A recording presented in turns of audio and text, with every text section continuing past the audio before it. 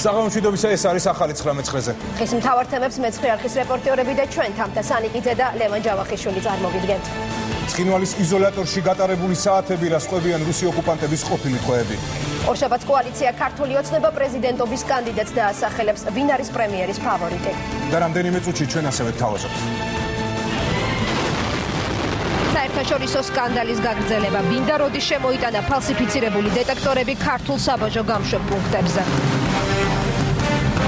სადაო კულტურული ძეგლი კოპანაკოფიას არქეოლოგები უპირისპირდებიან.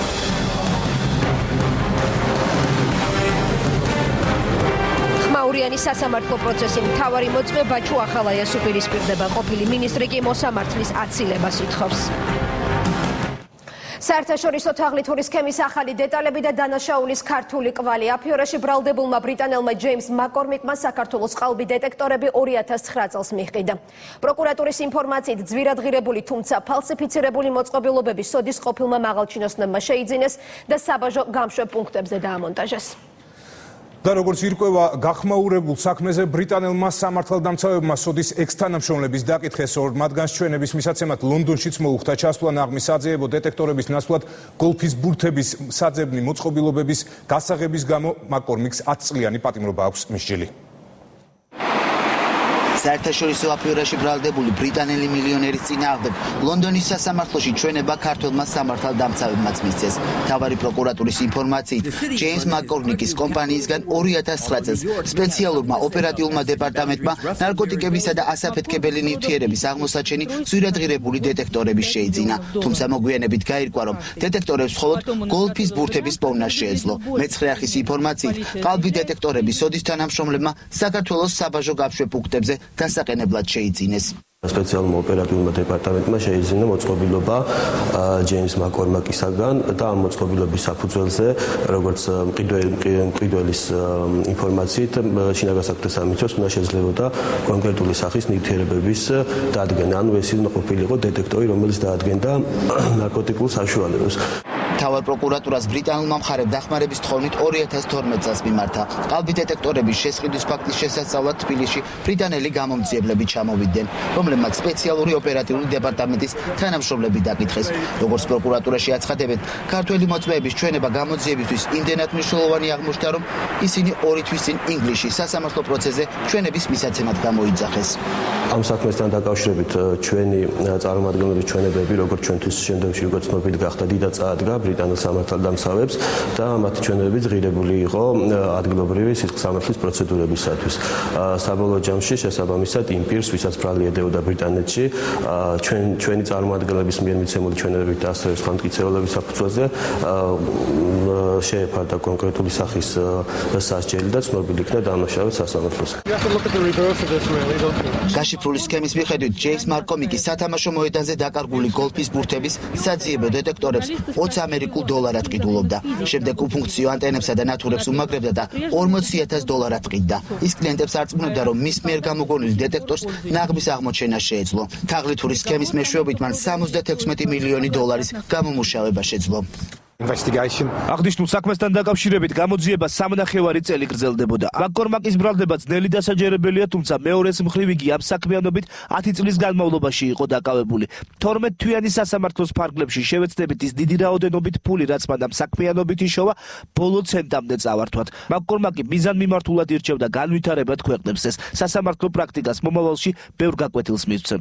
თაღლითობაში ბრალდებული მილიონერი სასამართლო პროცესების დასრულებამდე აცხადებდა, რომ მის მიერ გამოგონილი დეტექტორები ყალბი არ ყოფილა და მას რეალურად შეეძლო ნაღმებისა და სხვა აკრძალული ნივთების აღმოჩენა. გამოძიების ინფორმაციით, ბრიტანელი მილიონერის თაღლითურმა სქემამ სხვადასხვა ქვეყანაში ათეულობით ადამიანის სიცოცხლე შეიწირა. გაცილებით დიდია დაშავებულთა რაოდენობა.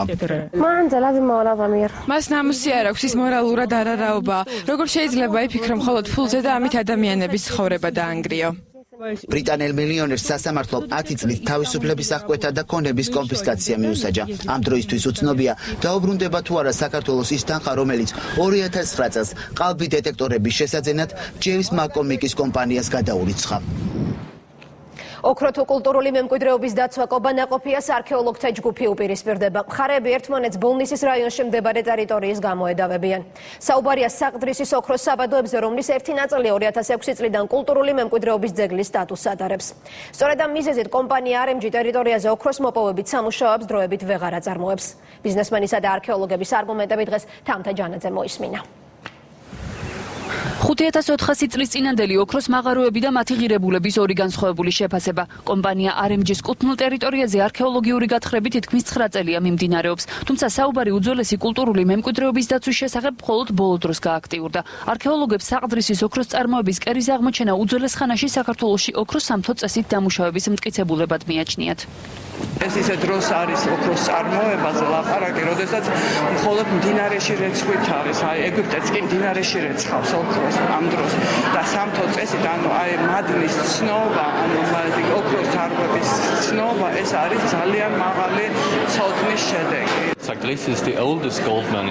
აღმოჩენილი ოქროს საბადოები ერთ-ერთი უძველესია მსოფლიოში. ჩვენ ვარაუდობთ, რომ ის ეგვიპტის ოქრომჭედლობის კულტურასაც უსწრებდეს წინ. მოხარული ვარ, რომ გვაქვს საშუალება შევისწავლოთ თუ როგორ ხდებოდა საუკუნეების წინ კავკასიაში ოქროს მოპოვება და დამუშავება. მიუხედავად ამისა, პროექტს სახელწოდებით ოქროს საქართველოში შეჩერება ემუქრება, რადგან ძეგლი კერძო კომპანიის ტერიტორიაზე არსებობს. არქეოლოგები შიშობენ, რომ კომპანია RMG-ს ჯგუფის მცდელობა ნაყოფს გამოიღებს და ოქროს საბადოებს კულტურული მემკვიდრეობის ძეგლის სტატუსი ჩამოერთმება. ვინაიდან დღეს ძეგლი მდებარეობს სალიცენზიო მაგნეულის მიერ სალიცენზიო ტერიტორიაზე, იგი და მის გარშემო იგი უკვე საწარმოო სამუშაოები მიმდინარეობს, ამიტომ შესაძლებელია დაემუქროს ძეგლს პრობლემა. ბოლნისის რაიონის მაჟორიტარი დეპუტატი და კომპანიის აქციონერი კობა ნაყოფია ძეგლის კულტურულ ღირებულებას გაზვიადებულად მიიჩნევს და ყურადღებას ოქროს საწარმოო დანიშნულებით გამოყენებაზე ამახვილებს. ჩემთვის ბევრად მნიშვნელოვანია, რომ ბოლნისის რაიონის მოსახლეობა იყოს დასაქმებული და პირველ რიგში ეს შედის ჩემს უპირველესი ინტერესი არის ეს.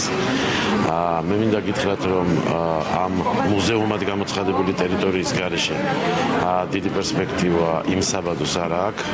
ეს არის ბიუჯეტში დაახლოებით -100 მილიონი დოლარი, როგორც მინიმუმ. ნაყოფიას პოზიციას იზიარებს კომპანიის მრჩეველიც. სოსო საბაძე აცხადებს, რომ ძეგლის არსებობის პირობებში საწარმოს მუშაობას აზრი არ აქვს. კომპანიის წარმომადგენელი ტერიტორიაზე არსებულ გასადენსა და ნაგავსაყრელზე საუბრობს და ძეგლთან ტურისტული ინფრასტრუქტურის განვითარებას შეუძლებლად მიიჩნევს. ბიზნესმენები არქეოლოგებს გამოსავალს თავაზობენ. ჩვენი შეთავაზება არის, რომ მაქსიმალურად პირველადი სახით აღვადგინოთ იქვე ზუსტად იგივე მასალებით, იქიდანვე ამოღებული ექსპონატებით და ასე შემდეგ, პლუს ჩვენ თვითონ მოვაწყოთ იქ ექსპოზიცია და იქვე გავაკეთოთ მუზეუმი საქართველოს სამთავრობო წარმოებების. კომპანიაში აცხადებენ, რომ კულტურის სამინისტროს ამ საკითხთან დაკავშირებით თხოვნით უკვე მიმართეს. მეცხრე არხმა სცადა გაერკვია ოფიციალური სტრუქტურის პოზიცია, თუმცა სამინისტროში კითხვაზე უნარჩუნდება თუ არა ძეგლს სტატუსი, პასუხი ვერ მივიღეთ. ცხინვალის იზოლატორში გატარებული 48 საათი რუსი ოკუპანტების მიერ დაკავებული მოზარდი თავისუფალია. მეცხრე არხთან ანარსულწლოვანი დაკავების დეტალებზე საუბრობს და ამბობს, რომ ძალადობის მსხვერპლი გახდა. ოკუპანტი რეჟიმის წყევობაში ყოფნას იხსენებს 70 წლის მოხუციც, რომელიც რუსმა სამხედროებმა და ოსმა სეპარატისტებმა მხოლოდ გარკვეული თანხის გადახდის შემდეგ გამოუშვეს.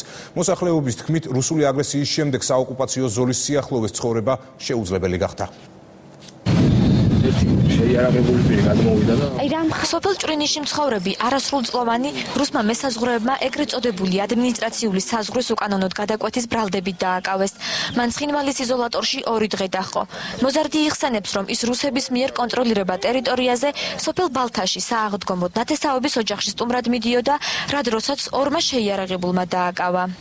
აღელვებულ ნიადაგზე გაქცევავსადე. მაგრამ წინ დამიხვდა ერთი მეორე შეიარაღებული პირი, რომელმაც დამიჭირა დამაკავა მიწაზე საპირისპირო მხარეს დამაწვინა, ბორკილები დამადო და ფიზიკური შეურაცხყოფა მომაყენა. წიხლილი 1-3 ჩამარტყეს, ეგრე 4 ჯერ. ცემის შემდეგ ბორკილებ დადებული არასრულწლოვანი რუსმა მესაზღვრეებმა ცხინვალში გადაიყვანეს. მოზარდი ამბობს, რომ შემოვლითი გზით ადრეც უსარგებლია.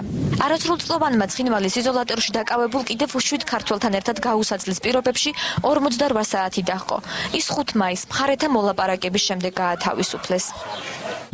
სადღაც 1 სართულით დაბლა მიწისქვეშეთში იყო, პადვალივით ეგრე. ჩამიყვანეს იქ, ჩემთან ერთად იყო 7 კაცი. ერთი საწოლი ქონდა, შვიდივეს მორიგეობით გვეძინა ხოლმე საშინელი სუნი იდგა. სუნთქვაც გვიჭირდა და რიგრიგობით სუნთქავდით ხოლმე კარებში გამოჭრილ ჩარჩოში. რუსმა მესაზღვრეებმა რამდენიმე დღის წინ 70 წლის ავთანდი ლასანიძეც დააკავეს. მან ცხინვალის იზოლატორში რამდენიმე საათი დაჰყო. ჯარიმის გადახდის შემდეგ კი გაათავისუფლეს. მე გამომიშვეს მაშინვე. და ჩემი ბავშვი წავიდა ისევ ჩემი შვილს გაყვა წელში და მეორე დღეს ცხინვალში გადავიდა და ჯარიმეს 700 მონეტით რუსული ფულით. არ ქონდა უფლება წაყვანის, მაგრამ ახლა ავტომატურად გასავია შეედავები. ადგილობრივები რუსი მესაზღვრეების მხრიდან მოხშირებულ დაკავების ფაქტებზე საუბრობენ. მოსახლეობის თქმით, ეგრეთ წოდებული ადმინისტრაციული საზღვარი სოფლის ბაღებიდან 50 მეტრშია და სპეციალური ნიშანიც არ არსებობს. საზღვარამდე არ მივდივართ იმათი, რომ საქონელი არ გადავიდეს და არ დაგვიჭირონ და ისე აქეთკენ არ გადმოდიან, ამდენად არ გადმოდიან, რომ დააკავონ და წაიყვანონ და ისე, მაგრამ როგორც მიუახლოვდები 30-40 მეტრით და მე თავისუფალი ხარ. მე აქ იყვანები. აი საკმარისია რომ რა ვიცი მე ახლა ჩვენი საზღვარი და იმათ საზღვარი რა ვიცი რანაირად უნდა გაიგო იქით გადახვიდეთ თუ საკმარისია რომ მიხვიდე იქ კაცები ეხლა და წაგიყვანენ.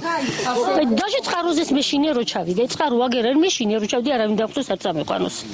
ძალიან ხშირი. ჭრინისელების თქმით 2008 წლის აგვისტოს ომის შემდეგ სოფელში უსაფრთხო ცხოვრება შეუძლებელია, რის გამოც 200 კომლიან სოფელში დღეს მხოლოდ 45 ოჯახი დარჩა. და კიდევ ერთი გატაცების შესახებ უკვე მესამე დღეა ცხინვალის ციხეში იმყოფება 56 წლის ნიკოლოზ სარაული. ოკუპანტები მას ეგრეთ წოდებული საზღვრის უკანონოდ გადაკვეთას ედავებიან და ნოდარ სხიტლაძე გვერდება პირდაპირ ეთერში კასპიდან. ნოდარ, რა პირობებში მოხდა სარაულის დაკავება და რა სხვებიან შენთან ოჯახის წევრები?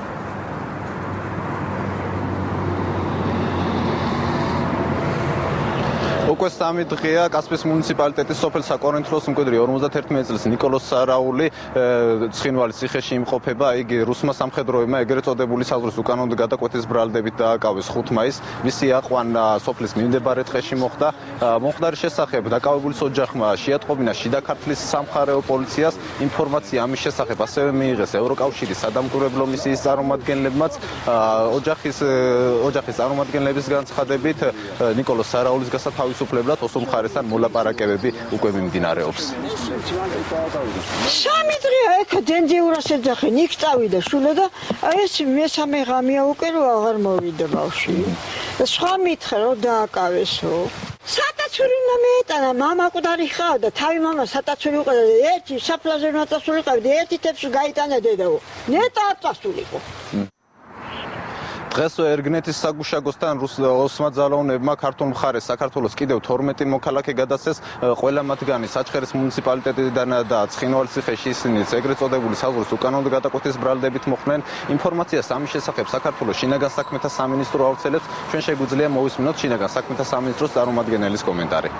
შინაგან საქმეთა სამინისტროს საინფორმაციო ანალიტიკური დეპარტამენტის შიდა ქართლის სამხარეო მთავარი სამმართველოსა და საქართველოში ევროკავშირის მონიტორინგის მისიის წარმომადგენლების მიერ ცხელი ხაზის მეშვეობით ოკუპირებული ცხინვალის რეგიონის დე-ფაქტო ხელისუფლების წარმომადგენლებთან ინტენსიური მოლაპარაკებების შედეგად გათავისუფლდა უკანონოდ დაკავებული საქართველოს 12 მოქალაქე. ცხინვალის ციხეში არსებული ინფორმაციის საზღვრის უკანონოდ გადაკვეთის ბრალდებით საქართველოს კიდევ 8 მოქალაქე რჩება. მათ გასათავისუფლებლად ოსურ მხარესთან მოლაპარაკებები უკვე დაწყებულია. ნოდარ, კიდევ ერთი კითხვა 12 მოქალაქიდან, რომელიც გაანთავისუფლა ოსურმა მხარემ, საუბარი არ ყოფილა, რამდენადაც ჩემთვის არის ცნობილი, მათ შორის არიან თუ არა არასრულწლოვნები.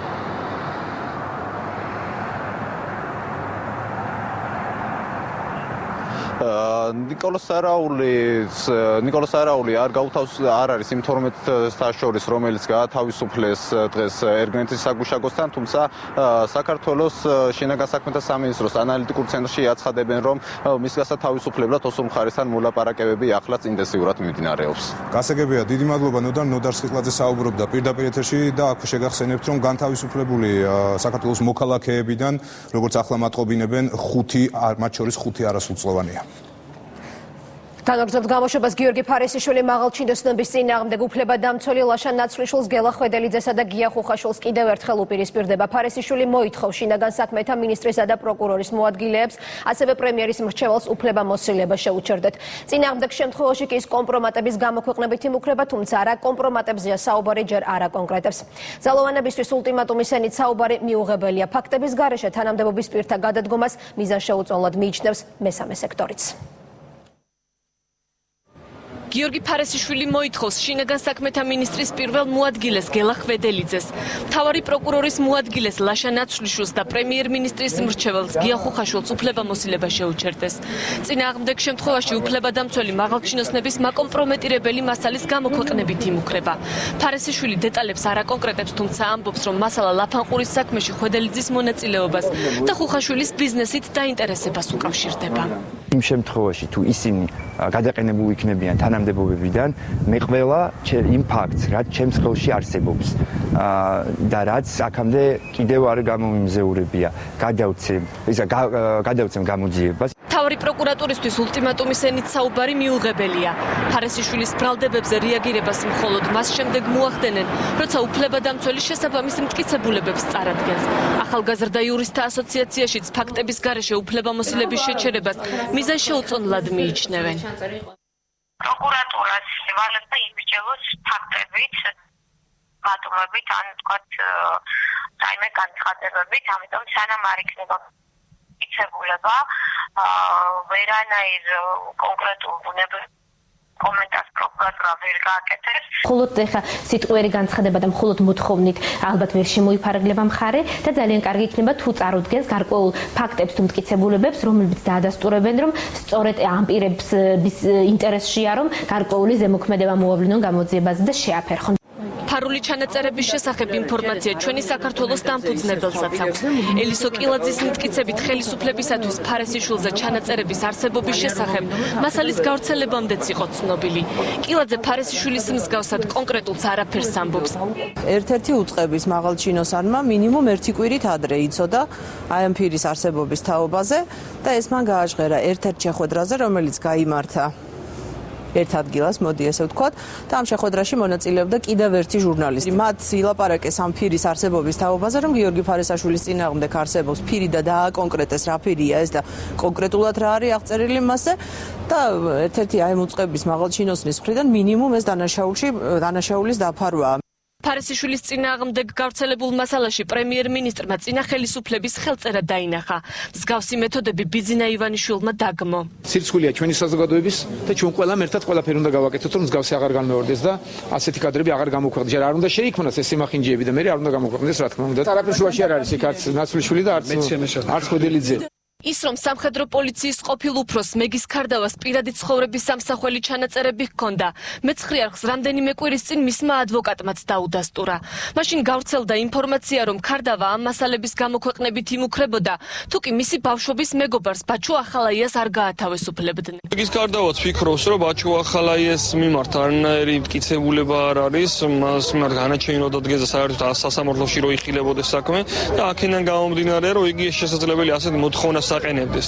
მეგის ქარდავა ის ადამიანია, თუ ამბობს, რომ მას კადრები აქვს და ამას გაავრცელებს, თუ ეს არ მოხდება, დამერწმუნდით ისეთი ადამიანია, მას ნამდვილად ეკნება ეს კადრები და ალბათ გაავრცელებს. მოგვიანებით ქარდავამ და მისმა ადვოკატმაც ჩანაწერების არსებობა უარყო.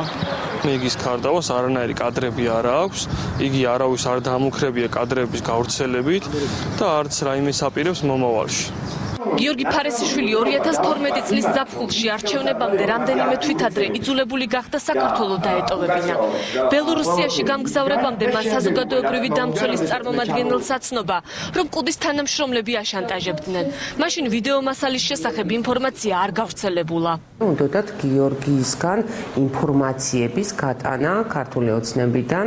გიორგი შეხვდა კუდის თანამშრომლებს ორჯერ თუ არ ვცდები და როდესაც კუდის თანამშრომლები მიხვდნენ, რომ გიორგი არაპირებდა უკვე თანამშრომლობას და არიდებდა თავს, მათ სატელეფონო ზარებს უკვე და აღარ ხვდებოდა, აქედან გამომდინარე, შემდეგ უკვე გიორგისთან ხორციელდებოდა მუქარის ზარები. ფარესიშვილის ბრალდებებზე კომენტარი არ გაუკეთებიათ ლაშა ნაცვლიშვილს და გელა ხვედელიძეს. გია ხუხაშვილი კი უფლებადამცველის განცხადებას აბსურდულს უწოდებს და კომენტარის გაკეთებას საჭიროდ აღარ მიიჩნევს. რამდენიმე დღის წინ კი ხუხაშვილმა ფარესიშვილის ბრალდებები უარყო. შინაგან საქმეთა სამინისტრომ გიორგი ფარესიშვილის პირადი ცხოვრების ამსახველი ვიდეო მასალის ინტერნეტ სივრცეში გავრცელების ფაქტზე გამოძიება დაიწყო. ირაკლი ღარიბაშვილმა ადამიანის პირადი ცხოვრების ხელყოფის ფაქტი სასტიკად დაგმო და საქმე პირად კონტროლზე აიყვანა. ფარესიშვილი უკვე დაიკითხა. ხმაურიანის სასამართლო პროცესი ბაჩო ახალაიასა და გიგი კალანდაძეს მთავარი მოწმე დაუპირისპირდა ზვიად აბესაძე მორთაჭალის ერთ-ერთ რესტორანში მომხდარი ინციდენტის დეტალები გაიხსენა და თავდაცვის ყოფილი მაღალჩინოსნები თავისუფლების უკანონო აღკვედაში დაადანაშაულა პროცესის დასასრულს ექს-მინისტრმა მოსამართლის აცილებაც მოითხოვა. ხმაურიანი აღმოჩნდა სასამართლო დარბაზს მიღმა გაკეთებული განცხადებებიც. ახალაიების მეგობარი თეა თუთფერიძე ვანო მერაბიშვილსაც დაუპირისპირდა.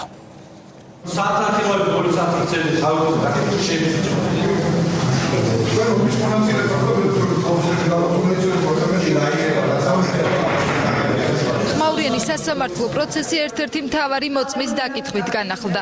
საქმეში დაზარალებულად ცნობილმა ზვიად აბესაძემ ბრალდებულები ფიზიკურ შეურაცხყოფასა და თავისუფლების უკანონო აღკვეთაში დაადანაშაულა.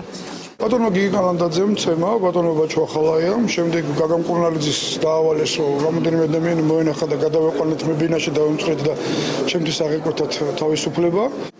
აბესაძის დაკითხვისას დაცვის მხარე მისი ნასამართლეობის საკითხით დაინტერესდა. მოწმემ აღიარა, რომ რამდენიმე მძიმე ბრალდებითაა გასამართლებული, თუმცა მიიჩნევს, რომ მის მიმართ სისხლის სამართლებრივი დევნა პოლიტიკური მოტივითა და ბიზნეს ინტერესით იყო განპირობებული.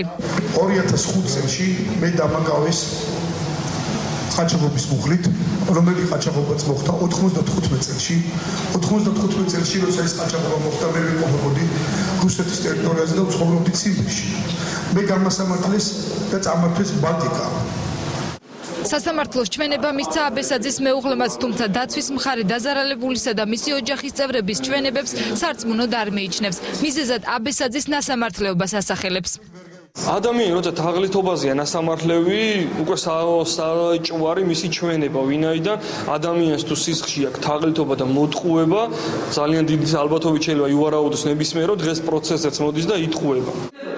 ხმაურიანს ხდომაზე მხარეები ერთმანეთს რამდენჯერმე დაუპირისპირდნენ. სახელმწიფო ბრალდება მოწმეებს ზეწოლაზე საუბრობს. როდესაც ადამიანი იძლევა ჩვენებას, ხდება მათი ასე ვთქვათ ფსიქოლოგიური ზეწოლა ჩვენების აღრევის მიზნით. ჩვენ და ადვოკატები ერთ-ერთჯერ ვამხილეთ მაგაში შეგნებულად ხდება მოვლენების შერევა. რამოდენიმე ადვოკატი ფაქტიურად დასცინის მოწმეს, როცა კითხვას სვავს და ეს ჩვენ გავაპროტესტეთ და დავაფიქსირეთ. არ შეიძლება დაზარალებას მიმართოთ დამცინავ ირონიული ტონით.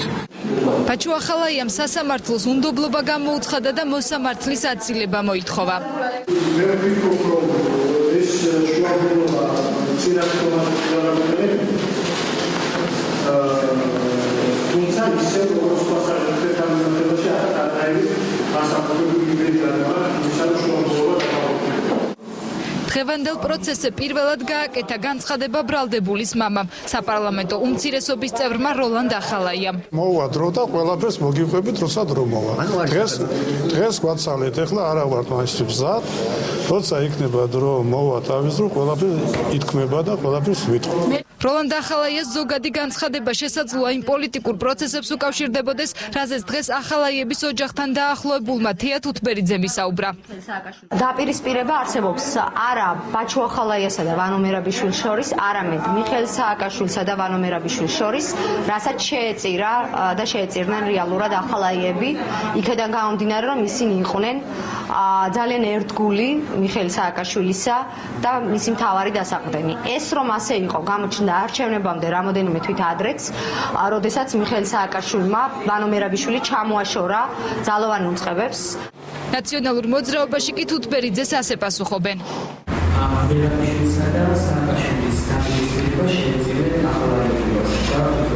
მე როგორც ვიცი, ბაჩო ახალაიამ თვითონ მიიღო გადაწყვეტილება და ჩამოვიდა საქართველოში. მხოლოდ ეს შემიძლია გითხრა და საერთოდ არ მესმის რაზე საუბრობს ქალბატონი თეა. გახმაურებულ სასამართლო პროცესზე დღეს მოწმეები ვაზიანის ეპიზოდთან დაკავშირებითაც დაკითხეს. საქმის განხილვა სასამართლომ 7 აგვისტომდე უნდა დაასრულოს. გახმაურებული პროცესი და ურთიერთბრალდებები დებატები მეცხრე არხის პირდაპირ ეთერში ჩვენ შეკითხვებს ახლა ბაჩუ ახალაიას ადვოკატი მალხაზ ველიჯანაშვილი და მთავარი მოწმე ზვიად აბესაძე უპასუხებენ. ბატონო ზვიად, დავიწყებთ თქვენით. რა მტკიცებულებები გაქვთ რესტორანში მომხდარ ინციდენტთან დაკავშირებით და როგორ აპირებთ საკუთარი სიმართლის დამტკიცებას, მით უმეტეს იმ ბრალდებების შემდეგ, რომლებიც დღეს თქვენს დაკითხვას მოჰყვა? მოგახსენებთ, მე ნებისმიერი ის თემა რაც იყო დეტალურად გამომარტე სასამართლოს, ასევე დეტალურად გამომარტე პროკურატურას და აქედან გამომდინარე ჩემსებული იყო გაწეული ძალიან სერიოზული მუშაობა ადვოკატების მიერ და კონკრეტული იმ ადამიანების მიერ, რომ მე წარმოვედგინეთ საქართველოს მოსახლეობისათვის და კონკრეტული ძალოვანი სტრუქტურებისათვის, რომ მე ვარ ძალიან ცუდი ადამიანი, რომელიც აძლევს ისეთ ჩვენებას მინისტრის წინააღმდეგ. აქედან გამომდინარე მე არ ვიცი ეს როგორ დამტკიცდება, თუმცა სავარაუდოდ ძალიან დამტკიცებული არის და მე სრულიად თავიდან ბოლომდე ვისაუბრე თავიდან ბოლომდე სიმართლე. არც ერთი სიტყვა არ დამემატებია იქ რაც არ მომხდარა. დღესაც მე მოგახსენებთ იმას, რომ მე არ ვაპირებდი საერთოდ ამ პირდაპირ ეთერით ან ტელევიზიით რამე კომენტარის გაკეთებას. დღემდე არც ერთი კომენტარი არ გამიკეთებია, უბრალოდ გამომიყვანეს ჩემი კონკრეტული მოთფინების ამპულიდან და შეეხენ ჩემი ოჯახის შეურაცხყოფას. ბატონო ზვიად, თქვენ ასევე ადვოკატებმა დღეს განაცხადეს, რომ თითქოს თქვენ თაღლითის გიწოდეს. არა, მიწოდეს კონკრეტულად იმ მუხლებიდან გამომდინარე, რომელი მუხლებიც ბაჩუ ახალაიას თავრობამ, რომელი მუხლებიც მიშა სააკაშვილის თავრობამ მომისაჯეს, წამორთვეს ქონება, წამორთვეს ბიზნესი, აბსოლუტურად თუ კი რამე გამაჩნდა და თუ კი რამე მქონდა შექმნილი, არ დამიტოვეს აბსოლუტურად არაფერი, რაც ბაჩუ ახალაიამ დააგვირგვინა ბოლოს ცემით და მანქანის წართმევით, მასთან წინ უძღოდა ძალიან ბევრი სერიოზული პრობლემა.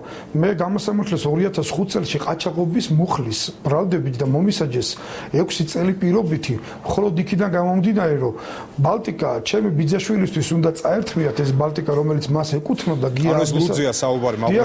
გია აბესაძისთვის უნდა წაერთმიათ ეს ბალტიკა და მე კონკრეტულად მომთხოვეს, რომ გია აბესაძისთვის დამედო ხელი და მეთქვა, თუ შენ დაადებ გია აბესაძეს ხელს და იქნებით და იტყვი რომ აი ჩვენ იყავით ყაჩაღები, მე შეგაგათავისუფლე პროკურორი მეუბნება, მე მას შეუბრუნდი და უთხრა რომ მეთქი როგორ ადამიანი შეიძლება დაუღუპოთ იმის გამო და მოდი ესე გავაკეთოთ, ვიცი რომ ძალა აღმარცხნავს და აქედან გამომდინარე მოდი მეც ვაღიარებ ამ დანაშაულს, აღიარებს ამ დანაშაულს.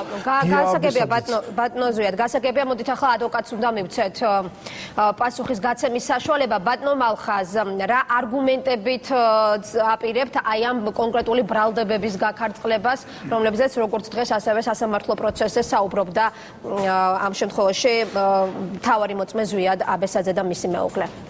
მოგესალმებით პირველ რიგში, რაც შეეხება იმ ბრალდებებს, რაც ახლა მოვისმინე, ამ ბალტიკასთან და რაიმე ბიზნესებთან დაკავშირებით, თუ მას რაიმე პრეტენზია გააჩნია, ჯერ პირველ რიგში უნდა მიმართოს სათანადოდ ორგანოს, პროკურატურას ან პოლიციას, ვინაიდან მას აქამდე არანაირი განცხადებით არ დაუფიქსირებია, ესეც საეჭვოა, რომ რაღა მაინც და მაინც ბაჩუ ახალაიას ქმედება გახდა მისთვის ეს შეურაცხყოფელი და არა ის, რომ მას აიძულეს რაღაც ჩვენების მიცემა, წაართვეს ბიზნესები და ამას რატო ის არავის არ უჩივის. რაც შეეხება თვითონ მის ბრალდებას ბაჩუ ახალაის მიმართ და იმ ფაქტთან დაკავშირებით, მისი ჩვენება არ არის სარწმუნო, არ არის იქიდან გამომდინარე, რომ თვითონ მისი მეუღლის ჩვენებასაც კი არ ემთხვევა. ერთი კონკრეტული მაგალითი შემიძლია მოგიყვანოთ, აბესაძე ამბობს, რომ ჩემმა შვილმა დაბეჭდა განცხადება, როცა მე უყურებდიო, თავისი მეუღლე ამბობს, რომ ზვიად აბესაძემ თავად დაბეჭდა და მას მე უყურებდიო. ვინაიდან ეს დეტალი სხვა თუ არაფერი ერთ-ერთი ჩვენებას მაინც გამორიცხავს, ვინაიდან ორივე ერთმანეთს ეწინააღმდეგება, აქედან გამომდინარე ერთ-ერთი ცრუობს და ვინაიდან საეჭვოა ადამიანის ჩვენება რაღაცა ნაწილში არ შეიძლება გაიზიარო მთლიანად.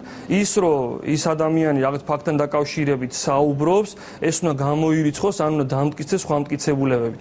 სხვა ასეთი არანაირი მტკიცებულება არ არსებობს და ვერც იარსებებს, იმიტომ რომ ესეთი რეალურად არ არის.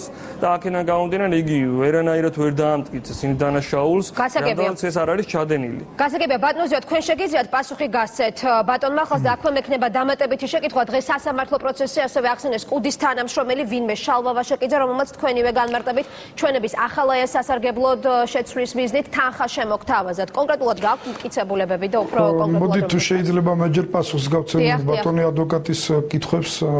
იცით რა არის, მე კონკრეტულად აბსოლუტურად ძალიან კარგად მივუთითე და დეტალურად მივუთითე თუ სად და როგორ და რაფერ დავწერე. ამის შემდეგ ისარგებლეს მეუღლის სისუსტით, უბრალოდ ქალბატონი არის და ეს ქალბატონი იყო ძალიან სუსტად ამ საკითხთან დაკავშირებით პირველად იყო სასამართლოს ტერიტორიაზე საერთოდ მოსული. ისარგებლეს მას რაღაც კონკრეტული შეურაცხყოფებით წამოძახილებით სასამართლოდან არ მიიღო არანაირი მოსამართლემ აბსოლუტურად არანაირი ამ საკითხთან დაკავშირებით პასუხისმგებლობა და დაიბნა უბრალოდ ის ქალბატონი და მან ერთი დეტალი შეცვალა, რომ კომპიუტერზე ვინ იჯდა და ვინ ამობეჭდა, ამას თუ რამე მნიშვნელობა აქვს.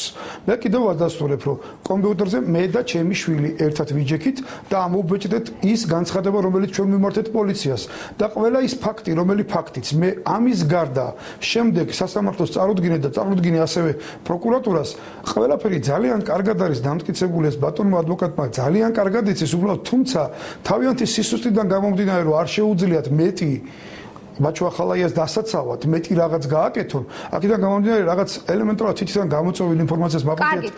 ამასთან დაკავშირებით. ბატონ ზვიად, მაშინ ახლა შალვა ვაშაკიძესთან დაკავშირებით, რას გთხოვდათ ეს ადამიანი? ბატონი შალვა ვაშაკიძე მე არაფერს არ მთხოვდა, ბატონი შალვა ვაშაკიძე მოვიდა ჩემთან კონკრეტული წინადადებით. და მან მე შემომთავაზა და მითხრა, $500,000 მომცემდე, თუ მე ბაჩოს ახალაიას წინააღმდეგ ამ ჩვენებას არ მივცემდი და როცა გადავიდოდი საზღვარზე, ანუ მე უნდა გავქცეულიყავი და დამეტოვებია საქართველოს ფარგლები, ამის შემდეგ მე მივიღებდი მეორე $500,000, ანუ მან შემომთავაზა მე $1,000,000. ბატონო ზვიად, ამის დამამტკიცებელი საბუთი გააქვთ? მე ამის დამამტკიცებელი საბუთთან დაკავშირებით მივმართებ მაშინ შესაბამის ორგანოებს, ვინც ჩემ გვერდში იყო და ვინც ეს შეეძლო რომ დაემტკიცებიათ, ისინი დაიკითხნენ კიდეც. ანუ არსებობენ მოწმეები? რა თქმა უნდა, დაიკითხნენ კიდეც ისინი ამ საკითხთან დაკავშირებით. შემდეგ გამოძიებამ მტკიცებულებების არასრულყოფილობის გამო, ანუ არ იყო საკმარისი მტკიცებულება, აქედან გამომდინარე საქმე შეწყვიტა და არა დახურა საქმე. ეს არ ნიშნავს იმას, რომ ბატონ შალვა ვაშაკიძეს ჩემთვის არ შემოუთავაზებია და არც იმას ნიშნავს, რომ მას ეს დანაშაული დაუმტკიცდა. როცა გამოძიება უკვე ვერ უმტკიცებს კონკრეტულ ბრალდებას, ამ შემთხვევაში მტკიცებულებებს წყვიტავს საქმეს. გასაგებია და მე მინდა კიდევ ერთხელ ვადასტურებ, რომ მან ეს მე შემომთავაზა. გასაგებია და ბატონ მალხაზ, თქვენ რა პასუხს გასცემთ? ანუ ჩვენ ახლა მოვისმინეთ ამ ადამიანიდან კიდევ ერთი სიცრუე, იქინა გამომდინარე, რომ რაზეც თვითონ საუბრობს, თითქოს და მას ვინმე შეესთავა და ფულადი თანხა და ამაზე გამოძიება იყო დაწყებული და შეწყდა იმის გამო, რომ მტკიცებულება არ არსებობდა, ეს არის არარეალური. საქმე წყდება იმ შემთხვევაში, თუ დანაშაული არ დადასტურდა. საქმეზე მტკიცებულების არ არქონის გამო გამოძიება გრძელდება, სანამ არ მოიპოვებს მტკიცებულებებს, ან საქმის შესაწყვეტად, რომ დანაშაული უარყოს, ან დანაშაული დაამტკიცოს. მე იმ საქმეს არ ვიცნობ და ვინაიდან პროკურატურამ საქმე შეწყვიტა, ესე იგი უნდა ვივარაუდო და ეს დარწმუნებით შეგვიძლია გითხრათ, რომ საქმე შეწყდა იმის გამო, რომ ეს დანაშაული არ ყოფილა. ანუ ეს ინფორმაცია ზვიად აბესაძემ მოიტყუა იქ. და მე დღეს მიკვირს, მაშინ რატო არ აძლევენ ამ ადამიანს პასუხისგებაში, თუ ეს ადგება და ესე დანაშაულებზე განცხადებას გააკეთებს, არ დადასტურდება, შეწყვიტავენ და უბრალოდ ესე პროკურატურის დროს აიღებს. ბატონ მალხაზ, ვინაიდან დრო გვაქვს ძალიან ცოტა, აქვე პროკურატურა დაცვის მხარეს გადანაშაულებთ მოწმეების ზეწოლაში, აქ საუბარი არის მაგალითად იგივე რეპლიკებზე დარბაზში ბრალდებულების მხრიდან, ცინიკურ დამოკიდებულებაზე ადვოკატების მხრიდან და შეურაცხყოფელ განცხადებებზე, ეთანხმებით თუ არა ამ ბრალდებებს? არა, პატიცემულო, რაც შეეხება შეურაცხყოფელ განცხადებებს და ცინიკურ დამოკიდებულებას, ესეთი მსგავს ადგილი არ ქონია.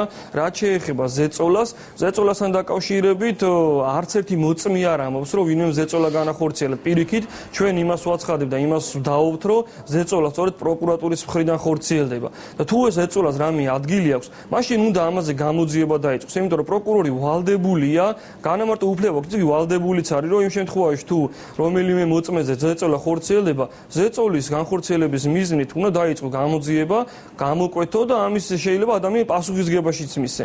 ეს არის უბრალოდ განცხადება, ვინაიდან ამაზე არც საქმეა დაწყებული, არც რაიმე კონკრეტული ფაქტი არსებობს და არც ერთი მოწმე არ საუბრობს და რაც შეეხება პროცესზე ჩემ კითხვებს, რომ თითქოს და მიმართული არის, რომ ის გამოვიჭიროთ ყუილში, მე ადვოკატი ვარ და თუ პროკურორს არ სიამოვნებს ჩემი კაცრი შეკითხვა, ჩემი ჩამჭრელი შეკითხვა თუ არ სიამოვნებს, მაშინ შეწვანო პროცესი და ბრალდებული ადვოკატის გარეშე დატოვა. გეკითხებით იმ ინფორმაციაზე, რომელიც ცოტა ხნის წინ გავრცელდა სასამართლო პროცესის დასასრულს, ბაჩუ ახალაია მოითხოვა მოსამართლის აცილება და საერთოდ უნდობლობა გამოუცხადა სასამართლოს. რატომ კონკრეტულად? კი ბატონო, ჩვენ ეს შუამდგომლობა წინა სასამართლოზე ვიგინოთ დაგვიყენებინა, იმიტომ რომ უამრავ შუამდგომლობას ვაყენებთ ჩვენ, რომელიც არაობიექტურად არ კმაყოფილება. აქედან გამომდინარე, ჩვენ ეჭვ გიჩნდება, რომ სასამართლო არის მიკერძოებული. კონკრეტული ფაქტები, რატომ გიჩნდებათ ეს? კონკრეტულად ფაქტები ის გვიჩნდება, პატივცემულო, რომ დავაყენეთ შუამდგომლობა საქმის გაერთიანებაზე. მიუხედავად იმისა, რომ ამხელა რესურსი იზოგება, ამხელა ყვერებს საქმეები არ ერთიანდება. კიდევ ის, რომ ადამიანი, რომელიც სტაჟიორი არის, მეორე კოლეგის დავით ეკანოიძის, მთელი 2 თვის განმავლობაში კითხვებს სვავდა და მას ამის უფლება ჰქონდა და 2 თვის მერე ეუნებია, რომ შენ უფლება არ გაქვს. მაგრამ ბატონო მალხას შესაბამისი კანონმდებლობა არ აძლევს სტაჟიორ ადვოკატს, რომ მიიღოს დაკითხვის პროცესში მონაწილეობა და ასევე დააყენოს შუამდგომლობები. კი ბატონო, 2 თვის წინ აძლევდა. მაგრამ ეს ახლა გამოაშკარავდა ეს ფაქტი, ახლა როგორ გამოაშკარავდა, რომეო საჯარია თავიდანვე სტაჟიორი იყო, ეხლაც სტაჟიორია. მაშინაც ის კანონი მოქმედებდა და ეხლაც ის კანონია. მაშინ სასამართლომ უნდა აღიაროს, რომ უკანონო გადაწყვეტილება მიიღო, როცა მას კითხვების დასმის უფლება მისცა. ან ეს უნდა აღიაროს, ან უნდა გამოვიდეს სასამართლო და თქვას, რომ ეხლა მიიღო არასწორი გადაწყვეტილება. ვინაიდან ეწინააღმდეგება მაშინდელი კანონმდებლობა ისივე იგივე დარჩა და რომეო საჯარიას მოწმობაც იგივე არის. მე როცა მე აი დავასრულებ, ანუ მე ვიცი განაჩენები, რომელიც გასაგებია ბატონო მალხას და ბატონო ზვიად ბოლო შეკითხვას დაგისვამთ. ვაშე თქვენ საკმაოდ სერიოზული ბრალდების შესახებ განაცხადეთ, როგორც დღევანდელ სასამართლო პროცესზე, ასევე რამდენიმე წუთის წინაც ჩვენს პირდაპირ ეთერში. საინტერესო კიდევ ამ ფაქტთან დაკავშირებით კითხავთ უშუალოდ ჩალოვა შეკიძესთან დაკავშირებით კონკრეტული თარიღი, სად მოხდა ეს შეხვედრა, რა ტერიტორიაზე, როდესაც მან თქვენივე მტკიცებით 9 მილიონი შემოგთავაზათ. კონკრეტული თარიღი სამწუხაროდ ეხლა აღარ მახსოვს დეტალურად მითითებული მაქვს ჩემს ჩვენებაში და რაც შეეხება ტერიტორიას, ეს არის ლაგუნა ვერას მიმდებარე ტერიტორია. ვისოლის კალონკის გვერდით ვიდექით ჩვენ, როცა ამის ეგ სამრეცხაო ერთ-ერთი სამრეცხაო, რომელიც სამრეცხაოსთან დაკავშირებით ჩვენ ვსაუბრობდით. მე მინდა ასევე გავაკეთო განცხადება, ეს კონკრეტული ბრალდება, ეს არის ის რეალობა, რომელიც იყო. არის ბრალდება, რომელიც შეიძლება ადამიანმა უბრალოდ დაამტკიცოს და არის ბრალდება, რომელიც იყო, მაგრამ ვერ დაამტკიცოს. მოგეხსენებათ ბატონი შალვა ვაშაკიძე, საკმარისად გამოცდილია ესეთ რაღაცებთან დაკავშირებით, იმიტომ რომ ეს არის ყოფილი კონსტიტუციური დეპარტამენტის თანამშრომელი. მან ზუსტად გათვალა კონკრეტულად რაღაც ისეთი კონკრეტული თემები, რომ პრაქტიკულად მე არ შემძლებოდა ამის დამტკიცება. თუმცა მე შეძლების და გვარად რაც შევძელი, მე კონკრეტული ინფორმაცია მივაწოდე გამოძიებას. დანარჩენი ეს თემა უკვე არის გამოძიების თემა და მე კიდევ გეუბნებით, რომ მე არანაირად არ ვცრობ. ასევე მინდა მე ვთხოვ, რომ გაითვალისწინოთ და იქნება ერთხელ კიდევ დამაკონკრეტებიოთ ძალიან გთხოვთ ერთი დეტალი. ჩემს ირგვლივ არის განხორციელებული, თუ წარმოუდგინონ საზოგადოებას მე ვინ ვარ. ანუ რატო გამასამართლეს მე ყაჩაღობის მუხლით, რატო გავხდი მე ასევე თაღლითი, როგორ გავხდი თაღლითი. უბრალოდ გადახედოს ბატონმა ადვოკატმა, მას აქვს უფლება ამოიღოს ჩემი შენატანილი თანხები ბიუჯეტში. რა თანხები შემატანილოს, ჩემი წარსული ბიზნესები, რომელი ბიზნესიც მე წამართვა, ყოფილმა თავრობა. ამის შემდეგ ისაუბროს იმაზე, თუ მე ვარ თუ არა თაღლითი და დამეჯერება თუ არა მე რამე. ამის შემდეგ შეუძლია უფრო მან ესეთი კაცრი განცხადებები გააკეთოს და შეიძლება ხმამაღლა მიწოდოს. ძალიან დიდი მადლობა ადვოკატი ბაჩუ ახალაიას ადვოკატი მალხაზ ველიჯანაშვილი, ასევე საქმის ერთ-ერთი მთავარი მოწმე ზვიად აბესაძე საუბრობდნენ ჩვენს პირდაპირ ეთერში. გამოშვებაში ახლა რეკლამის დროა. რამდენიმე წუთში დაუბრუნდებით. ვის დაასახელებს პრემიერი პრეზიდენტობის კანდიდატად და რას პასუხობს ბიძინა ივანიშვილი ყოფა დავითაშვილს. რა მოხდა ვარიანში სასულიერო პირის სახლის დაწვას პარლამენტარსა და მიტროპოლიტს უკავშირებს.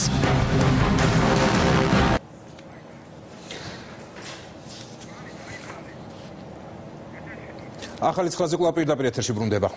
ორშაბათს გახდება ცნობილი, ვის დაასახელებს კოალიცია ქართული ოცნება საპრეზიდენტო კანდიდატად პრემიერ-მინისტრს საკუთარი ფავორიტი უკვე ჰყავს, თუმცა მანამდე გუნდში კონსულტაციებია გასავლელი.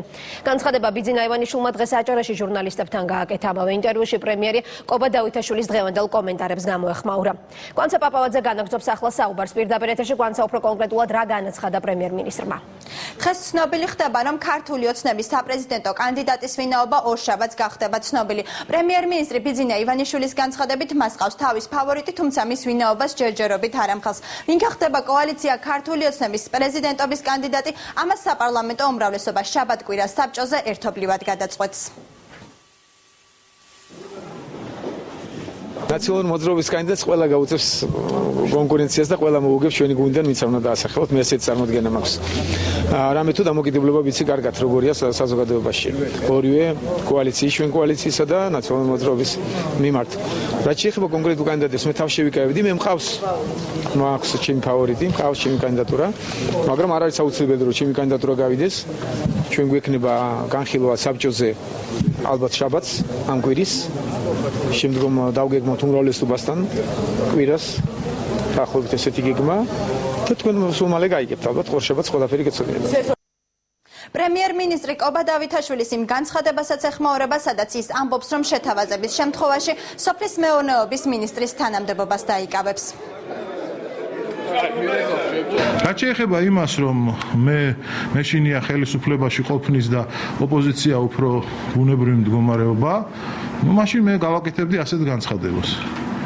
ხელი დაადოს ბატონო ბიძინამ ყველაზე რთულ უბანს, რომელიც მას ყველაზე მეტად უჭირს და მე მზად ვარ ამ უბანს ჩაუდგეს სათავეში და მე შევადაროთ არაპოლიტიკოს ექსპერტულ მინისტრისა და ჩემი საქმიანობა ერთმანეთს 9 წლის შემდეგ. სოფლის მინისტრობა შემოგთავაზოს სათანადო. დავთანხმდები, დიახ.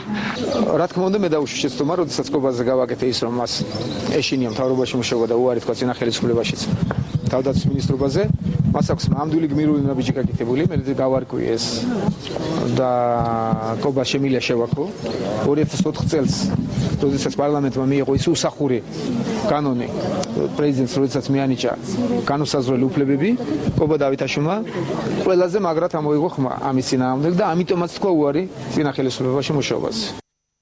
აჭარაში ჟურნალისტებთან საუბრისას პრემიერ-მინისტრს ყურადღებოდ არ დარჩენია დავითაშვილი მარგველაშვილის დავა შრომის კოდექსთან დაკავშირებით, როგორც ისიც განათლების მინისტრმა საზოგადოებრივ საქმეთა ინსტიტუტის სტუდენტებთან შეხვედრისას განაცხადა, რომ პარლამენტში როზა ლუქსემბურგის ოცნების შრომის კოდექსია შესული. კობა დავითაშვილის განცხადებით მარგველაშვილს აღნიშნული პოზიციის დაფიქსირება მთავრობის ხდომაზე განხილვებისას შეეძლო, სწორედ ამიტომ მან ვიცე-პრემიერის თანამდებობა უნდა დატოვოს. რაც შეეხება თავად მარგველაშვილს, ის ამ უკანასკნელს თანამდებობის დატოვების საფუძვლად არ მიიჩნევს. ეს კანონპროექტი, რასაც შრომის კოდექსი ქვია, მთავრობის ხდომაზე იქნა განხილული, მათ შორის ბატონ გიორგის მონაწილეობით. და თუ ვიცე-პრემიერი ასე თulis, რომ ასეთი მიუღებელი შრომის კოდექსია, მინიმუმ ვიცე-პრემიერობიდან უნდა გადადგეს. მე ნათლად გამოვავლინე ჩემი ღირებულებები, რომელიც მაქვს. თუ მაინც საჭირო არის რომ გადავდგე კობასთან ერთად სხვა მეგობრებს და დავეკითხები და ბუნებრივია მე ვიღებთ ასეთ გადაწყვეტილებას. მარგველაშვილი დავითაშვილის დავას პრემიერ-მინისტრიც ეხმაურება და ამბობს, რომ საქართველოს შრომის კოდექსი ევროპული ქვეყნების შრომის კოდექსს დაემსგავსება. ბიძინა ივანიშვილის თქმით, აუცილებელია შრომის კოდექსი დაქირავებული უფლებებს იცავდეს, თუმცა ინვესტორს არ უნდა დაეკარგოს საქართველოში ინვესტიციების განხორციელების სურვილი. პრემიერ-მინისტრის განცხადებით, ქვეყანაში უპირველეს პრობლემად უმუშევრობა რჩება იმისათვის, რომ მოსახლეობა დასაქმდეს, საქართველოში უნდა შემოვიდნენ ინვესტორები და ბიზნესი განვითარდეს. რაც შეეხება მარგველაშვილის განცხადებას, მე ვიზიარებ თავიდან ბოლომდე შრომის კოდექსის შემოღებაზე ინიციატორები ვიყავით ძალიან ბევრი და ერთ-ერთი ვიყავი მეც გახლდით. ის რაც არსებობდა წინა ხელისუფლების პირობებში ეს იყო საშინელება, დაქირავებულს პრაქტიკულად არავითარი უფლებები არ გააჩნდა. აი, როდესაც შრომის კოდექსი გვინდა ევროპულს დავამსგავსოთ და იქაც არის პოლემიკა გარკვეულ საკითხებზე და ახლოს ავართ რომელ მხარე დავიჭიროთ დაქირავებულის და დამქირავებლის, ამ ეტაპზე უნდა დავიჭიროთ დამქირავებლის მხარე. აი, სამ აქვს ხედულობაში, რომ მას კონდეს სურვილი იმისა, ინვესტორს კონდეს სურვილი იმისა, რომ ინვესტიციები განახორციელოს. რაც შეეხება პარლამენტში შესულ კანონპროექტს, რომლის მიხედვითაც ცვლილებები შრომის კოდექსში უნდა შევიდეს, მას პირველი მოსმენით კენჭი უკვე უყარეს, მეორე მოსმენა მომავალ სასესიო კვირაში გაიმართება. გვადლობთ გვანცა პრემიერ-მინისტრის დღევანდელი განცხადებებით, გვანცა პაპავაძე საუბრობდა პირდაპირ ეთერში. პირადი ანგარიშწორება თუ უბედური შემთხვევა ვარიანში სასულიერო პირს სახლი დაეწვა. მამა გრიგოლ გოგიჩაძე ხანძრის გაჩენა შურიზება დაფასებს და მუხტარში გორისა და სამთავისის მიტროპოლიტს ადანაშაულებს. მოძღვარს პრეტენზიები აქვს ერთ-ერთ პარლამენტართანაც. ეს მამა გრიგოლთან დაკავშირებული პირველი ინციდენტი არ არის. ცოტა ხნის წინ სასულიერო პირს ვარიანის მოსახლეობის ნაწილი დაუპირისპირდა და მღვდელს სოფლის დატოვება მოსთხოვა. სოფელ ვარიანში სასულიერო პირის გრიგოლ გოგიჩაძის საცხოვრებელ სახლში გაჩენილმა ხანძარმა შენობის მეორე სართული მთლიანად გაანადგურა. ხანძრის ლოკალიზებას გორის ხანძარსაწინააღმდეგო სამსახურის ბრიგადები თითქმის 1 საათის განმავლობაში ცდილობდნენ. სახლში ცეცხლის შემთხვევით გაჩენის ვერსიას კატეგორიულად გამორიცხავს მამა გრიგოლი. მისი განცხადებით ამ ფაქტის უკან მასთან დაპირისპირებული პირები დგანან და მომხდარში გორისა და სამთავისის მიტროპოლიტს მეუფე ანდრიასა და საპარლამენტო უმრავლესობის წევრს თამას შიოშვილს ადანაშაულებს. ეს არის მღვდელმთავარი ანდრია გვაზავა, ვინც მებრძვის უკვე გამუდმებით. და იმორჩილებს, ჯერ ყავდა ნაციონალები დამორჩილებული, როგორც ყუდის უფროსი, ის როგორც გორის გამგებელი, როგორც გუბერნია, ეხლა იმორჩილებს შიოშვილს, დვალეშვილ რეგიონის პოლიციის უფროსს. არ ვიცი რა ხდება, არ ვიცი. ზნეობისგან შორს მდგარი განცხადებები ასე შეაფასეს მამა გრიგოლის ბრალდება გორისა და სამთავისის ეპარქიაში. დეკანოს გიორგი კარელიძის განცხადებით პირველი შემთხვევა არ არის, როდესაც გრიგოლ გოგიჩაძე მეუფე ანდრიას ადანაშაულებს. სასულიერო პირთან დაპირისპირებას ასევე კატეგორიულად უარყოფს პარლამენტის წევრი თამას შიოშვილიც. ვფიქრობ, რომ ის როგორც სასულიერო პირის მხრიდან ესეთი განცხადებები არის მოშანს პროვოკაციურად და მოშანს ნამდვილად არაზნეობრივად. მე მამა გრიგოლს ურჩევდი, რომ სანამ ადამიანს ესეთ მძიმე ბრალდებას წაუყენოს, ჯობია გამოძიებას დაელოდოს და მხოლოდ გამოძიებას აქვს უფლება ბრალი წაუყენოს ადამიანს. ხანძრის გაჩენის ერთ-ერთ მიზეზად პირად ანგარიშწორებას ასახელებს ვარიანის მოსახლეობა. ადგილობრივები ამბობენ, რომ სოფლის ეკლესიის ყოფილ მოძღვარს მოსახლეობის ნაწილი მათი კუთვნილი მიწების უკანონოდ მისაკუთრებასა და თანხების მითვისებაში ადანაშაულებს. ამ მიზეზით დაახლოებით 2 კვირის წინ ადგილობრივებმა საპროტესტო აქცია გამართეს და გრიგოლ გოგიჩაძეს სოფლის დატოვება მოსთხოვეს. მომხდართან დაკავშირებით საპირისპირო აზრი აქვს ვარიანის მცხოვრებთა მეორე ნაწილს. ისინი გრიგოლ გოგიჩაძეს წინააღმდეგ მოსახლეობის გამოსვლებს და გეგმილ პროვოკაციებს უწოდებენ. ყველასთან ვისთანაც იყო და მიესვლებოდა და სახში მიდიოდა და არ მიდიოდა, ყველასთან არის დღესდღეობით დაპირისპირებული. ეკლესიას მისცეს ეს ადგილი დროებით სარგებლობისთვის. რომელი ღუდელიც მოვიდოდა, იმას მიესარგებლა ამ მაგრამ პირადულად იმას ახლა რა შევისყიდეო და როგორ შეისყიდა აუქციონითავ და სოფელში არ გამოცხადებულიყო აუქციონით შეისყიდეს. დასწრეს მამა გრიგოლის სახლი. ადამიანისა, რომელსაც სიკეთის მეტი ვარიანში არაფერი გაუკეთებია.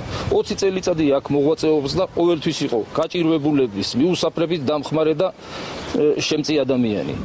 სოფელ ვარიანში გრიგოლ გოგიჩაძის ირგვლივ ხმაური უკვე მესამე წელია გრძელდება. რაც შეეხება ხანძარს, გამოძიება დაწყებულია და მის გამომწვევ მიზეზებს სამართალდამცველები დაადგენენ.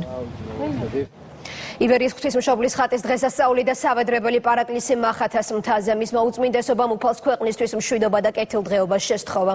ილია მეორემ შეკრებილი მრევლით დაალოცა. უწმინდესმა დაუნეტარისმა ლოცვა კურთხევით მახათას მთაზე მყოფ ყველა მორწმუნეს დღეს ივერიის ღვთისმშობლის ხატის ასლი გადაეცათ. პარაკლისის დაწყებამდე კი მრევლს მცირე ანგარიში ფონდი იავნანას დამფუძნებელმა ჩააბარა. პატა ბურჭულაძის განმარტებით ტაძრის მშენებლობა მახათას მთაზე 2 წელიწადსა და 2 თვეში დასრულდება. ყოვლადწმინდა ღვთისმშობელმა დედამ